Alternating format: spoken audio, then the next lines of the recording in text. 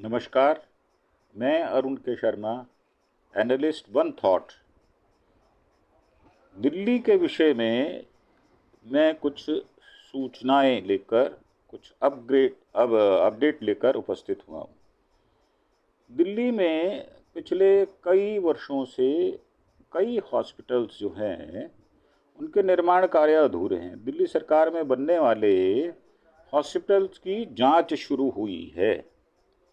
अब पिछली सरकार ने जो काम शुरू किए थे उनमें नए हॉस्पिटल्स और आईसीयू ब्लॉक के निर्माण में बहुत सारी अनियमितताएं सामने आई थी। पीडब्ल्यूडी की जांच से पता चला कि कई हॉस्पिटल्स का निर्माण बिना बिल्डिंग प्लान पास कराए ही शुरू कर दिया गया। मंगोलपुरी के संजय गांधी हॉस्पिटल में बने ट्रॉमा सेंटर के लिए जो रैंप बनना चाहिए वो बनाया ही नहीं गया। अब उसमें दिल्ली में 4 नए हॉस्पिटल का निर्माण कार्य शुरू हुआ है। पीडब्ल्यूडी की जांच के बाद कई गड़बड़ियां सामने आई हैं। मंगोलपुरी में जो ट्रॉमा सेंटर है उसका निर्माण, लेकिन रैंप नहीं। निर्माण तो हो गया है और निर्माण कार्य थोड़ा चल भी रहा है। तो दिल्ली सरकार ने दिल्ली में 4 नए हॉस्पिटल, 7 आईसीयू हॉस्पिटल ब्लॉक बनाने का काम शुरू किया है। अब इन अस्पतालों की जांच शुरू हो गई है। पीडब्ल्यूडी के सूत्रों के अनुसार शुरुआती जांच में कई गड़बड़ियां पाई गई हैं। कई ऐसे हॉस्पिटल है जिनका कंस्ट्रक्शन का काम पीडब्ल्यूडी ने बिल्डिंग प्लान पास कराए ही शुरू कर दिया। मंगोलपुरी संजय गांधी हॉस्पिटल परिसर में दिल्ली का सबसे बड़ा ट्रॉमा सेंटर तैयार हो चुका है, लेकिन मरीजों के लिए रैंप न होने के कारण वहाँ पर दिक्कतें पेश आ रही हैं। अब 3,237 बेड के 4 नए हॉस्पिटल जो है वो बनाया जाना था। सिरसापुर में 1164, मादीपुर में 691, ज्वालापुर में 691, हस्तसाल में 691 बेड वाला अस्पताल बनाने का प्लान बनाया गया था। चारों हॉस्पिटल का कंस्ट्रक्शन वर्क कार्य शुरू भी हो गया था, लेकिन 6 साल में अभी तक किसी हॉस्पिटल का निर्माण कार्य पूरा नहीं हो पाया।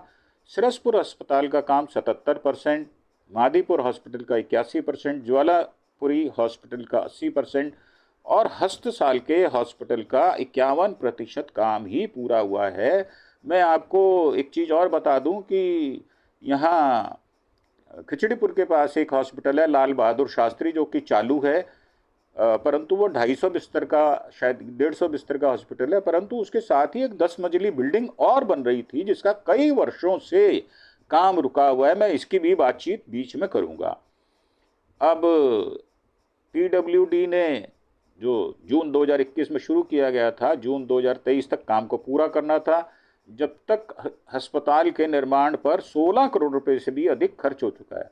जांच के दौरान पाया गया है अस्पताल के निर्माण का काम बिना बिल्डिंग प्लान पास कराए ही शुरू कर दिया गया।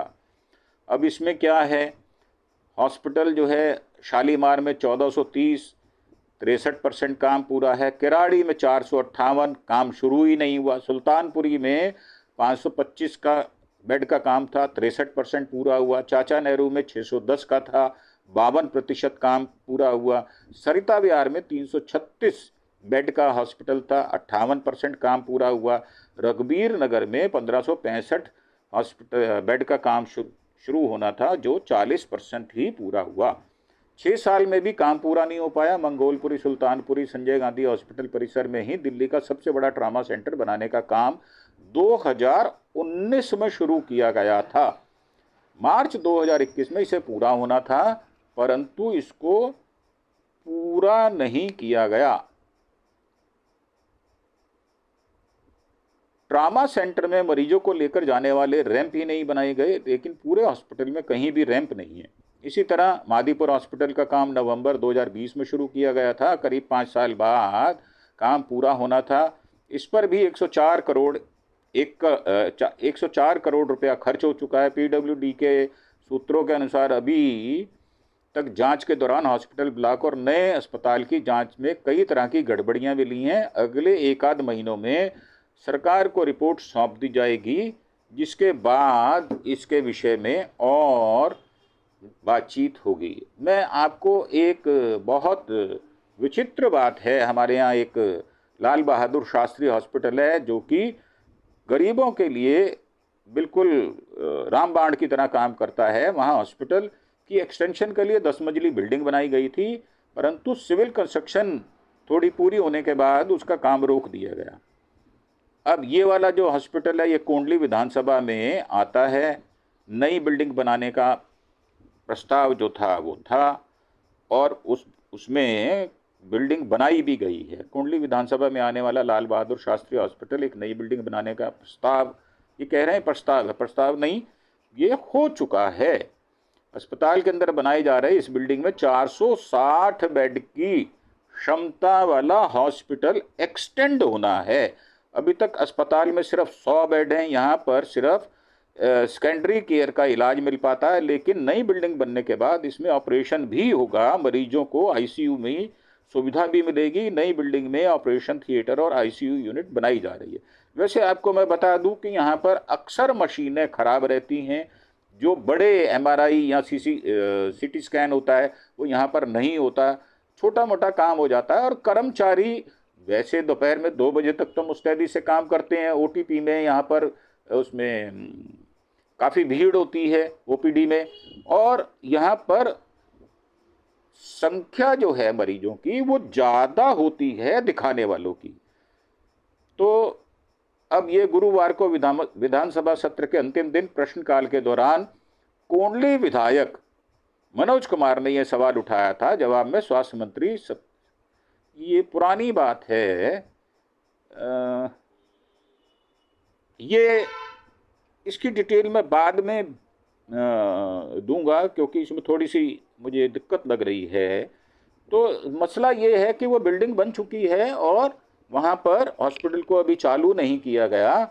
उसमें कहाँ कहाँ कौन कौन सी दुविधाएं हैं उस पर भी मेरी प्रार्थना है दिल्ली सीएम से कि आप इस पर भी ध्यान दें। इससे जमुना पार में जो स्वास्थ्य सेवाएं हैं उसमें बढ़ोतरी होगी। जैसे हेडगेवार हॉस्पिटल डॉक्टर वालिया ने बनाया था तो सुविधाओं में काफ़ी वृद्धि हुई थी, और हेडगेवार में भी अभी बहुत ज़्यादा स्कोप है। हेडगेवार के साथ ही दिल्ली हेल्थ सर्विसेज का हेडक्वार्टर भी है। तो मेरा मानना ये है कि अगर मुस्तैदी से काम किया जाए, ईमानदारी से काम किया जाए, मेहनत से काम किया जाए तो इस प्रकार के काम हो सकते हैं। जीटीबी हॉस्पिटल में डॉक्टर वालिया ने ये 500 बिस्तर का एक एक्स्ट्रा हॉस्पिटल बनाया था, जिससे वहाँ पर बाहर से आने वाले मरीजों को भी आराम हुआ और दिल्ली से जो सीमापुरी और ये जो जमुना पार की नॉर्थ ईस्ट जो जगह है वहाँ से जाने वाले मरीजों की काफ़ी संख्या बढ़ी है, सुविधाएं भी बढ़ी हैं, दवाइयाँ भी मिल रही हैं। तो मेरा कहना है कि लाल बहादुर शास्त्री हॉस्पिटल की तरफ भी पूरी मुस्तैदी से ध्यान दिया जाना चाहिए। इसी बीच में हमारी जो दिल्ली की सीएम है उन्होंने 3 बड़े फैसले भी लिए और उन्होंने कहा है कि रात देर तक जहाँ पर बिजली नहीं होती, रोशनी नहीं होती, या जिसको हम कह देते हैं कि डार्क स्पॉट्स होते हैं, उन पर ध्यान दिया जाएगा।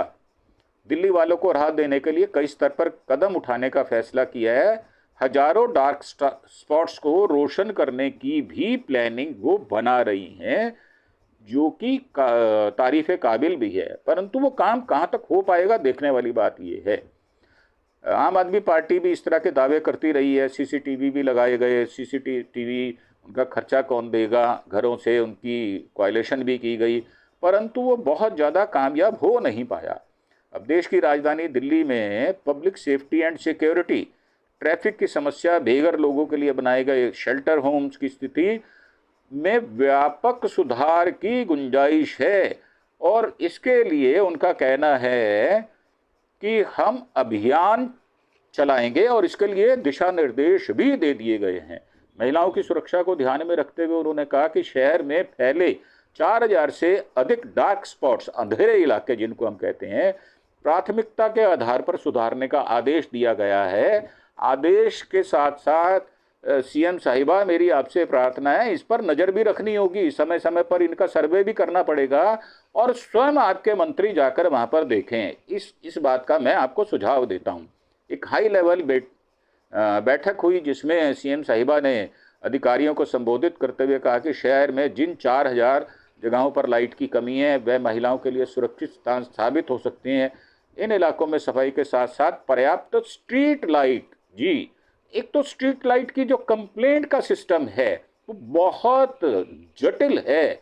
स्ट्रीट लाइट की अगर कंप्लेंट करनी हो तो आम आदमी ऑनलाइन कर ही नहीं पाता और वो चक्कर लगाता रह जाता, उसको पता ही नहीं होता कि ये कॉरपोरेशन के अंडर आएगा या ये BSES के अंडर में आएगा, ये इलाका किसका है, कौन ठीक करेगा, इसका रख रखाव कौन करता है। तो इस बारे में भी आपको पब्लिक को अवेयर करने के लिए कुछ एडवर्टाइजमेंट्स निकालने चाहिए और RWA के थ्रू ये वाली बात प्रचारित करनी चाहिए, ये मेरा सुझाव है। अब क्या है कि जिन 4000 जगहों पर कमी है लाइट की, वहां महिलाएं सुरक्षित नहीं होती, ये बात सर्वथा उचित है। और इन इलाकों में सफाई के साथ साथ स्ट्रीट लाइट लगाने का भी काम शुरू होना चाहिए और अधिकारियों को ये आदेश दिया गया है कि इन स्थानों को जल्दी से जल्दी सुरक्षित बनाने का काम करें। अधिकारियों ने 129 मोबाइल डार्क स्पॉट भी चिन्हित किए हैं जहां मोबाइल नेटवर्क कवरेज कमजोर होता है। अगर मान लीजिए कोई अकस्मात इमरजेंसी हो जाए तो मोबाइल नेटवर्क नहीं चल रहा तो आपका फ़ोन काम नहीं करेगा तो आप पुलिस से सहायता मांगने में असमर्थ रहेंगे, ये मेरा कहना है। परंतु ये बात देखी गई है कि दिल्ली जैसे बड़े शहर में राजधानी होते हुए भी इस प्रकार की शिकायतें मिलती हैं, जो कि बहुत ही खराब बात है। तो मेरा मानना ये है कि जो जहाँ पर नेटवर्क नहीं आता उन जगहों पर नेटवर्क जो है वो एडॉप्टर लगाए जाएं। तो CM साहिबा ने इन क्षेत्रों में इमरजेंसी सेवाओं की सुचारू पहुंच सुनिश्चित करने के लिए टेलीकॉम कंपनियों और संबंधित विभागों को नेटवर्क सुधार के निर्देश भी दिए। उन्होंने कहा आज के समय में मजबूत मोबाइल कनेक्टिविटी विशेषकर संकट की घड़ी में, इमरजेंसी में सुरक्षा का एक अहम हिस्सा होती है। कोई भी बात हो जाए तो समय से उसका निवारण करने के लिए जहां से सहायता मिल सकती है वहां नेटवर्क नहीं मिलता, फ़ोन एंगेज आ जाते हैं या नेटवर्क ना होने की वजह से फ़ोन नहीं कर पाते। अब 233 जगहों की पहचान की गई है। भीड़ भाड़ वाले इलाके जो हैं इन जगहों पर ट्रैफिक फ्लो और सार्वजनिक आवाजाही दोनों बाधित हो रहे हैं। इनमें 123 पॉइंट लोक निर्माण विभाग यानी PWD के अंतर्गत आते हैं। अब तक 41 पॉइंट से आम जाम की समस्या को हटाया जा चुका है, ये उनका कहना है। अगर हटाया गया तो उसकी एक वीडियो आप रिलीज़ करें ताकि लोगों को अवेयरनेस हो और लोगों को पता हो और वो वहाँ जाने से कतराएं नहीं। तो CM साहिबा ने निर्देश दिए हैं कि शहर की जनता को आम जाम से राहत देने के लिए विशेष सभी पॉइंट्स जून तक हर हाल में हल कर दिए जाएंगे। ये तो हुई उसकी बात। अब बेघर लोग जो हैं उन पर भी विशेष ध्यान देने की ज़रूरत है। आपको थोड़ी ज्ञान रहे, दिल्ली में 40 से 60 लाख लोग, 40 लाख से कम नहीं होंगे, जो सड़कों पर सोते हैं, जिनके घर नहीं है, जिनका टीन का झोंपड़ी भी नहीं है, टप्पर भी नहीं है। तो उन लोगों के लिए क्या सरकार की प्लानिंग है उसके विषय में बात करते हैं। तो बेघर और ज़रूरतमंद लोगों के लिए बनाए गए शेल्टर होम्स की व्यवस्था पर भी ध्यान केंद्रित करने के लिए CM साहिबा ने प्रॉमिस किया। उन्होंने अधिकारियों को इन केंद्रों की हालात सुधारने, सुविधा बेहतर बनाने और महिला शेल्टर में अतिरिक्त सतर्कता बरतने के निर्देश दिए हैं। वहाँ पर सिक्योरिटी, रात को क्योंकि वारदातें हो जाती हैं, वहाँ पर सिक्योरिटी का होना अति आवश्यक है। ये मैं आपको पर्सनली सुझाव दे रहा हूँ, वहाँ पर जरूर होना चाहिए। फिर दिल्ली के विकास को लेकर अपनी प्रतिबद्धता दोहराई। उन्होंने कहा कि दिल्ली एक सुरक्षित, व्यवस्थित और समावेशी शहर बनाना हमारा लक्ष्य है। इसके लिए CM साहिबा बहुत मेहनत करनी पड़ेगी। मुझे लगता नहीं है कि अभी आपकी गाड़ी जो है वो सेकंड गियर में भी आई है, सेकंड गियर में भी अभी नहीं आई आपकी गाड़ी, और मुझे लगता है कि आपको काफ़ी ज़्यादा मशक्क़त करनी पड़ेगी। और जो आपने MCD में हुड़दंग वाला अपना जो सीन है उससे बाहर निकलने में भी आपको मशक्क़त करनी पड़ेगी। जैसे कि आपने, कोई व्यक्ति गाय को रोटी खिला रहा था, उसको आपने प्रताड़ित कर दिया। तो मेरा मानना ये है कि इस तरह की चीज़ों को वायरल ना करके अगर आप वैसे समझाएं तो आपका इम्पैक्ट ज़्यादा अच्छा होगा, बजाय इसके कि आप उसको प्रचार प्रसार में लग जाएं उस छोटी सी घटना को। तो मेरा मानना ये है कि ये जो प्रतिबद्धता आप दोहरा रहे हैं उसमें एक सुरक्षित, व्यवस्थित, समावेशी शहर बनाना अगर आपका लक्ष्य है तो आपको हर स्तर पर योजनाबद्ध, समयबद्ध कार्रवाई आवश्यक है। महिलाओं की सुरक्षा, बेहतर यातायात और मजबूत आधारभूत संरचना हमारी प्राथमिकता है। ये आप कह रही हैं, परंतु इसमें कितना खरा उतरेंगी, क्योंकि आपने जो इलेक्शन जीतने के लिए वायदे किए थे महिलाओं से वो पूरे नहीं हुए। और जो बसें हैं उसमें महिलाओं को जो फ्री में यात्रा करने की सुविधा थी उसके विषय में अभी काफ़ी ज़्यादा भ्रांतियां फैली हुई हैं। और ख़ास तौर से जो मंदिर हैं वहाँ पर, रास्तों पर, भीड़ भाड़ वाले इलाके में जो पटरियां हैं वो रेडी पटरी वाले घेर लेते हैं, उस विषय में भी आपको सोचना पड़ेगा। और जो साप्ताहिक बाजार लगते हैं उनके विषय में भी कोई आपको प्लानिंग बनानी पड़ेगी, जिससे उस इलाके में, जिस इलाके में ये साप्ताहिक बाजार लगते हैं वहाँ पर जिंदगी रुक ना जाए और जो व्यवसायी हैं उनको कोई ऐसा कष्ट ना हो, ऐसी कोई दुविधा ना हो। वहाँ पर आपकी पानी की व्यवस्था होनी चाहिए, फायर ब्रिगेड की व्यवस्था होनी चाहिए। तो मेरा कहना ये है कि अगर आप दिल्ली की सर्वे सर्वा बनी हैं तो आपको पूरी मुस्तैदी, कर्मठता से, मेहनत से, ईमानदारी से काम करना होगा। सिर्फ काम ही नहीं करना होगा, काम करते हुए दिखना भी पड़ेगा। इन्हीं शब्दों के साथ मैं आपसे आज्ञा चाहता हूं। और एक बार फिर से प्रार्थना कि मेरा जो चैनल है अरुण के शर्मा एनालिस्ट वन थॉट, इसको सब्सक्राइब अवश्य करें। और आप अगर हमारी बातों से सहमत हैं तो इसे लाइक और ज़्यादा से ज़्यादा वीडियो को शेयर करें, ताकि ये जो सूचनाएं हैं, ये जो हम कलेक्शन करके हम लोगों को अवेयरनेस बढ़ा रहे हैं, उसमें सबको मदद मिल सके। जय हिंद, जय भारत।